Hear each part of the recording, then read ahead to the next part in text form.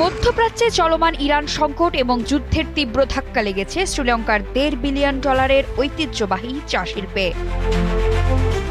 হাজার মাইল দূরের এই সংঘাতের জেরে লঙ্কান চায়ের অন্যতম প্রধান বাজার মধ্যপ্রাচ্যে রপ্তানি থমকে গেছে। ফলে সংকটের মুখে পড়েছেন এই শিল্পের সাথে জড়িত প্রায় 20 লাখ মানুষ। খাত সংশ্লিষ্টরা জানিয়েছেন, গত মার্চ মাসে শ্রীলঙ্কার চা রপ্তানি আগের বছরের তুলনায় 17.3% কমে $114.75 মিলিয়ন ঠেকেছে। লঙ্কান চায়ের মোট রপ্তানির অর্ধেকই যায় মধ্যপ্রাচ্যের দেশগুলোতে, যার বার্ষিক মূল্য প্রায় $68 কোটি। সিলন ডি ট্রেডার্স অ্যাসোসিয়েশনের চেয়ারম্যান লুশান্ত ডি সিলভা জানান, গত 28 ফেব্রুয়ারি যুদ্ধ শুরু হওয়ার পরপরই বিশ্ববাজারে চায়ের দাম পড়ে যায়। শ্রীলঙ্কার অন্যতম প্রধান ক্রেতা ইরান বর্তমানে চা কেনা পুরোপুরি বন্ধ করে দিয়েছে। রাষ্ট্রীয় রপ্তানি উন্নয়ন বোর্ডের তথ্য অনুযায়ী ইরানকে লঙ্কান চা রপ্তানি 38% এবং সংযুক্ত আরব আমিরাতের রেকর্ড 93% হ্রাস পেয়েছে। বিশ্বখ্যাত ব্র্যান্ড দিলমাহ চায়ের মোট ব্যবসার 30% মধ্যপ্রাচ্য কেন্দ্রিক। দিলমার সিও দিলহান ফার্নান্দো জানান, দুবাই বা সৌদির মতো প্রিমিয়াম হোটেল এবং পর্যটন বাজারগুলো যুদ্ধের কারণে মারাত্মক ক্ষতিগ্রস্ত।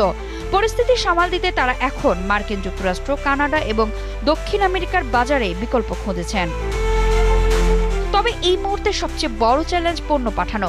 লজিস্টিক সংকটের কারণে জাহাজের ভাড়া আকাশচুম্বী। অনেক শিপিং লাইন তো কার্গো নেয়াই বন্ধ করে দিয়েছে। এই ভূরাজনৈতিক সংকটের সবচেয়ে নির্মম শিকার এখন শ্রীলঙ্কার হিল কান্ট্রির চা শ্রমিকরা। ডানকেন এসেস্টের চা শ্রমিক জাসিন্থা মালার ও তার স্বামী সত্য সিলন দৈনিক মাত্র $4.5 থেকে $5.5 মজুরিতে কাজ করেন। এভাবেই পাহাড়ের বাগানে এখন শোনা যাচ্ছে কান্নার সুর। যুদ্ধের প্রভাবে শ্রীলঙ্কায় জ্বালানি তেলের দাম 30% এবং রান্নার গ্যাসের দাম 23% বেশি বেড়ে গেছে। লঙ্কান বাসিন্দা জাসিন্তা জানান, বাধ্য হয়ে এখন তারা রান্নার গ্যাস ছেড়ে লাকড়ি ব্যবহার করছেন এবং দুবেলা খাওয়ার খরচ কাটছাট করছেন। 2 শতাব্দী পেরিয়ে গেলেও শ্রীলঙ্কায় এই চা শিল্প এখন মূলত কম মুনাফায় বাল্ক টি বা খোলা চা রপ্তানির উপর নির্ভরশীল।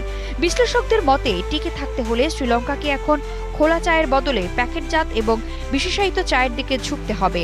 তবে চলমান যুদ্ধ দীর্ঘায়িত হলে লঙ্কান অর্থনীতির এই অন্যতম প্রধান স্তম্ভ বড় ধরনের বিপর্যয়ে পড়বে বলে আশঙ্কা করা হচ্ছে।